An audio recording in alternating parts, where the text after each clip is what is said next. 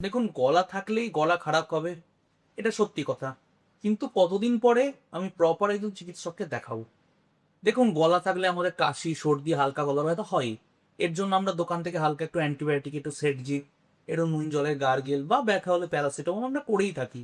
দেখুন, ১ সপ্তাহ এটা হলো, ঠিক আছে।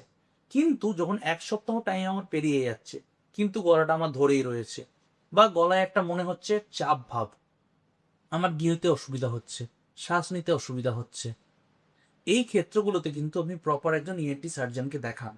অনেক সময় দেখা যায় যে লং টার্ম ধরুন একটা গলা ধরা, সে অ্যান্টিবায়োটিক ডিফারেন্ট চেঞ্জ করেছে, কোনো লোকাল ফিজিশিয়ানের কাছে গেছেন বা আরএনটি ডাক্তারবাবুর কাছে গেছেন, তারাও হ্যাঁ একাধিক অ্যালার্জি, কার্কেল, স্টেরয়েড এসব দিয়ে গেছেন, কমছে না। এই ক্ষেত্রগুলো কিন্তু আমি বলবো মোটামুটি ২ সপ্তাহ ম্যাক্সিমাম। তখন যখন দেখছেন যে গলা সারছে না, গলার সিমটম যেটা গলা ধরে থাকা, ভারী ভাব, কিছু লেগে থাকা সেন্সেশন, বা গলায় যেন কিছু একটা ঢুকে গেছে, এই সেন্সেশনটা আপনার যাচ্ছে না ওষুধে, আপনি কিন্তু অতি অবশ্যই একজন ইএনটি সার্জনকে দেখান। এবং এখানে বলবো একটা ফাইবার অপটিক ল্যারিঙ্গোস্কোপি, মানে গলায় ক্যামেরা ঢুকিয়ে, ভেতরের অংশ তো খালি চোখে দেখা যায় না, একটা ক্যামেরা ঢুকিয়ে স্কিনে ল্যারিংসের অবস্থাটা দেখে আসুন।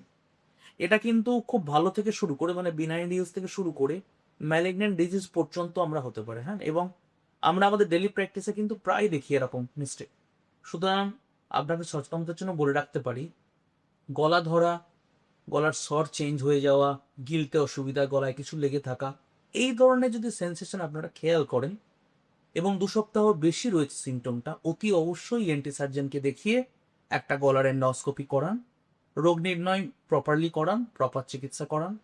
সুস্থ থাকুন, ভালো থাকুন। নমস্কার।